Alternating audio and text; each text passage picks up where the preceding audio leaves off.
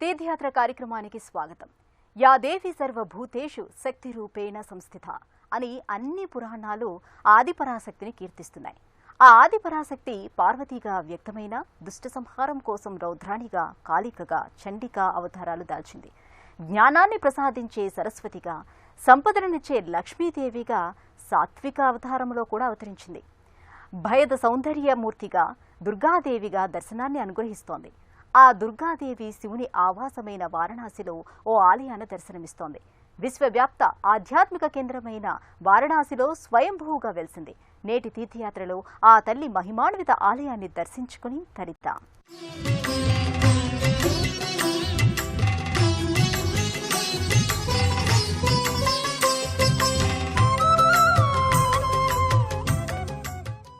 దురితహారిణి, దుర్జన భయంకరి, సజ్జన శుభంకరిగా వారణాసి దుర్గామాతగా గర్భాలయాన ఓ అపురూపమైన దర్శనాన్ని అనుగ్రహిస్తోంది.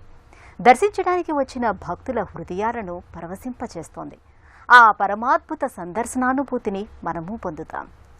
సభక్తికంగా కొలిచే మాత దుర్గామాత. ఆ మాత దుష్టులను దునుమాడేందుకు శార్దూలాన్ని అధిరోహించి 8 చేతులలో 8 ఆయుధాలను ధరించి కనపడుతుంది. కాని ఈ వారణాసి క్షేత్రాన స్వయంభువై వెలసిన ఈ దుర్గామాత అలా కాక తన శిరోభాగాన్నే దర్శింపచేస్తోంది. గుండ్రటి ముఖవర్చస్సుతో, ఒకంత శాంతస్వరూపంతో దుర్గాదేవి ముఖబింబం కానవస్తుంది. ఈ కాశీ దుర్గాదేవి గర్భాలయ ముఖప్రతిమకున్న కన్నుల రూపురేఖలు చంద్రసూర్యాగ్ని నేత్రాల వలె ప్రకాశిస్తుంటాయి. నేనిప్పుడు శాంతదుర్గనే అన్నట్లు, కావాలంటే చూడండి నా నాలుకను అని తన లేతగులాబీ రంగు నాలుకను బయటకు చూపుతున్నట్లుంటుంది. ఆ తల్లి చిరుదరహాసం మనకు ఔననిపించేటట్లుంటు. ముక్కుకున్న నాసాభరణం ఎంతో అందాన్నిస్తుంది దుర్గమ్మకి. పలు విధాలైన పత్రాలతో కూర్చిన మాలలు, శ్వేతపుష్పాలు, చేమంతి పువ్వుల మాలలతో ఆ శాంభవిని అలంకరిస్తారు. ఇన్ని అలంకారాల మధ్య మహిషాసుర వంటి రక్కసుల సంహారానంతరం శాంతపరివర్తిత మాత ప్రశాంతవదనంలా ఆ మూలవిరాట్టు మనకు గోచరమవుతుంది. ఆలయాల రాశి వారణాసి భారతదేశానికే కాదు, ఈ విశ్వమంతటికీ ఓ ఆధ్యాత్మిక కేంద్ర బిందువులా భాసిల్లే సుప్రసిద్ధ మహాక్షేత్రం కాశీక్షేత్రం. ఆ వారణాసి నిత్యం గంగాతరంగ ధ్వనులతో ఓం నమః శివాయ, ఓం నారాయణాయ, ధూం దుర్గాయ నమోన్నమః అని నామస్మరణలు ప్రతిధ్వనించే పరమ పావనస్థలి. అటువంటి సుక్షేత్రముల లోగిరిలో ఆ పరమేశ్వరుని అర్ధనారీశ్వరి దుర్గాగా స్వయంభువై వెలిసింది. మనమెప్పుడూ దర్శించే సింహవాహిని, అష్టభుజి, భయధరూపిణిగా కాక మరో విశిష్ట రూపిణిగా దర్శనమిస్తుంది. ఆ తల్లి వెలిసిన క్షేత్రాన్ని, ఆ క్షేత్ర మహత్యాన్ని అవలోకిద్దాం. పావన క్షేత్రముల వాసి వారణాసి.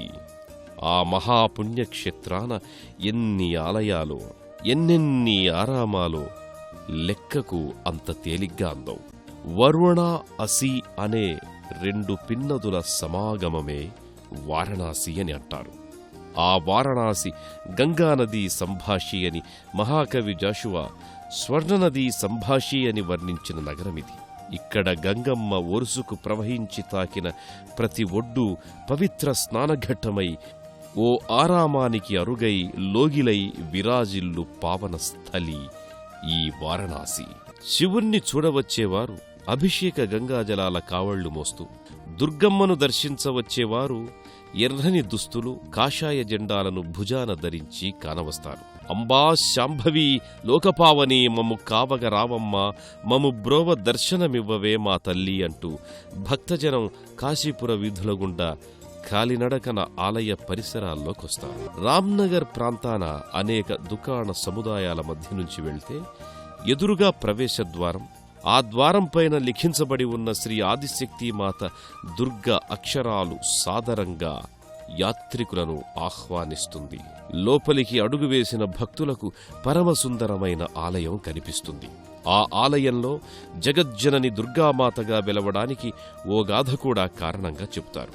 కాశీరాజైన సుబాహు కుమార్తె శశికళ అయోధ్యరాజైన ధ్రువసంధి పెద్ద భార్య కుమారుడైన సుదర్శనుణ్ణి ప్రేమించింది.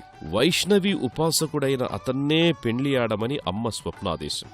సుదర్శనుడి సవతి తల్లి కుమారుడు సత్రజిత్ అడ్డు వచ్చిన సుబాహు తన కుమార్తెను సుదర్శనునికే ఇచ్చి పెళ్లి చేశాడు. తనను పెండ్లాడకపోతే చంపేస్తానని శశికళ బెదిరించిన వైష్ణవియే కాపాడుతుందని ఆమెపై భారం వేసి సుదర్శనుణ్ణి పరిణయమాడింది.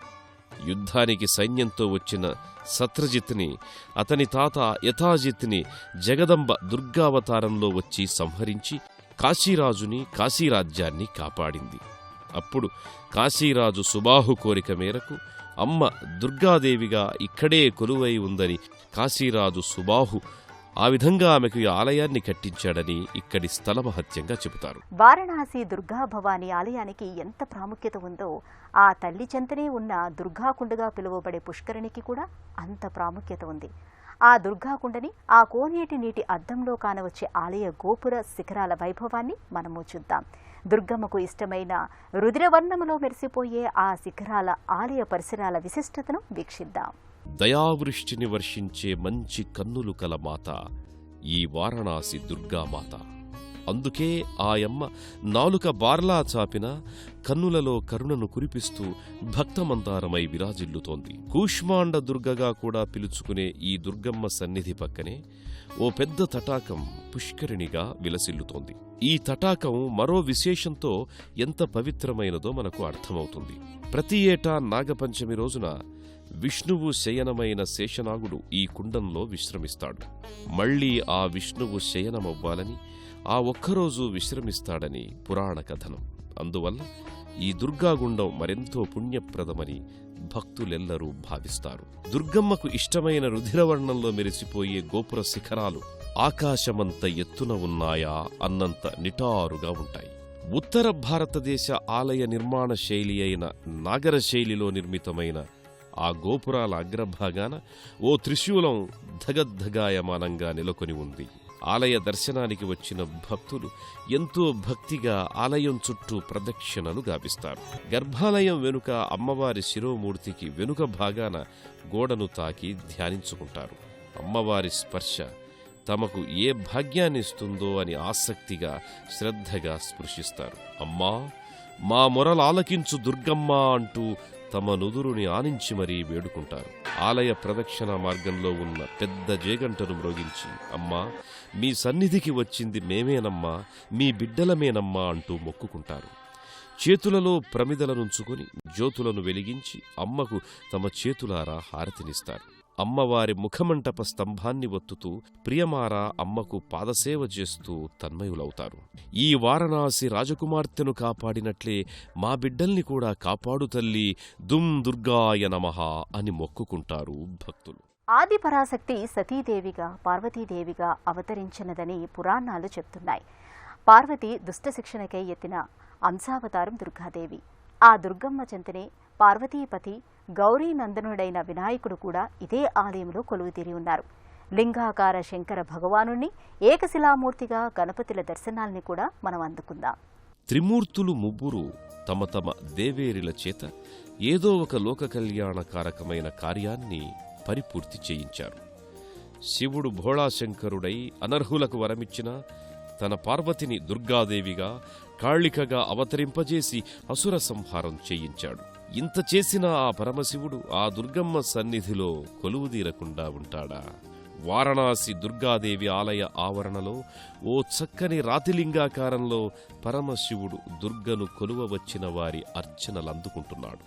నేలమట్టం కంటే దిగువన పానబట్ట సహితంగా రాతిలింగ శివుడు తన పైన వ్రేలాడు ఆకాశధారా పాత్ర నుంచి జలధారల అభిషేకాన్నందుకుంటున్నాడు.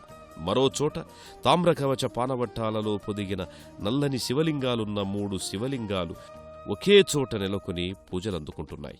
ఇంకొద్ది దూరాన పార్వతీ తనూజుడైన వినాయకుడు ఏకశిలా విగ్రహరూపుడై సింధూర గణపతిగా క్షిప్రగణపతి దేవుడుగా కనిపించి కొలిచిన వారికి కొండంత వరాలు ఒసంగుతున్నాడు. ప్రదక్షిణా మార్గంలోనే శివాంశాకారుడైన రుద్రభైరవజీ మందిరముంది. నల్లని వస్త్రం నేపథ్యం తెరకాగా దాని ముందు కోరమీసాల భైరవుని ముఖప్రతిమ దర్శనమిస్తుంది. మరో మందిరాన దుర్గామాత చిరుమూర్తి ఒకటి మధ్యలో ప్రతిష్ఠించబడి ఉండగా అటూ ఇటూ 2 పంచపడగల నాగేంద్రులు తలలెత్తి అతిశయంగా చూస్తుంటాయి. ఐగిరి నందిని నందిత మోదిని విశ్వ వినోదిని నందినితే అని స్తుతిస్తే పరమ సంతోషముతో అనుగ్రహించే చల్లని తల్లి దుర్గాదేవి. జయ జయ హే మహిషాసురమర్దిని రమ్యకపర్దిని శైలసుతే అని కీర్తిస్తే ఆ అమ్మ చేసిన అసుర సంహారం లోకోద్ధరణకు ఎంతగా ఉపకరించిందో కీర్తించిన ప్రతిసారి స్మరణకొస్తుంది. చండాముండ, శుంభానిశుంభ, రక్త బీజాది మహిషాసురుల సంహారిణి వేల వేల రీతులలో అర్చిస్తారు. కర్పూర కళికల నీరాజనాలందిస్తారు. దుష్ట శిక్షణకై జగదంబిక రౌద్ర రూపం ధరించి రాక్షస సంహారం చేసింది. శివుని రౌద్రనాట్యం కంటే భీకర ప్రళయ నృత్యం చేసింది. శివుడు అడ్డు వచ్చి నివారించ చూసినా తగ్గలేదు. అటువంటి భయదరూపిణిని శాంతింపజేసేందుకు సకలోపచారాలు నిత్యం జరగాల్సిందే. అందుకే ఈ దుర్గామాతకు సర్వవిధార్చనలు చేస్తారు. అభిషేకాలన్నీ అయ్యాక దుర్గాదేవి ప్రీత్యర్థం సకుటుంబానాం ధైర్యస్థైర్య ఆయురారోగ్య సిద్ధ్యర్థం పూజం కర్షే అంటూ ఆగమోక్తంగా శాక్తేయ సంప్రదాయానుసారం వివిధ పూజలు గావిస్తారు. అమ్మ కరుణకు ఎలా పాత్రులవ్వాలో అలా క్రతువులను ఆచరిస్తారు. తమ చేతులలోనే దీపపు సెమ్మెల నుంచి అరచేత జ్యోతి నీరాజనాలందజేస్తారు. శ్రీమాత్రే నమః అంటూ ప్రణతులు అర్పిస్తారు ఆలయ సందర్శకులెల్లరూ. తల్లి భవానీ లోకాల కాచే చల్లని తల్లి అమ్మా భవానీ అని జానపదుల నోట నుంచి కూడా కీర్తించబడే జగన్మాత జనులందరి దైవం ఈ దుర్గాదేవి. ఆ భక్తజన బాంధవిని ఏదో సాధారణ క్షేత్రాన కాదు, పరమ పావన క్షేత్రముల వాసి అయిన వారణాసిలో దర్శించుకోగలగటం జన్మ జన్మల పుణ్యఫలం. దురితాలను హరించి సంతోషాలను అనుగ్రహించే ఆ తల్లి పునర్దర్శన భాగ్యాన్ని కోరుకుందాం.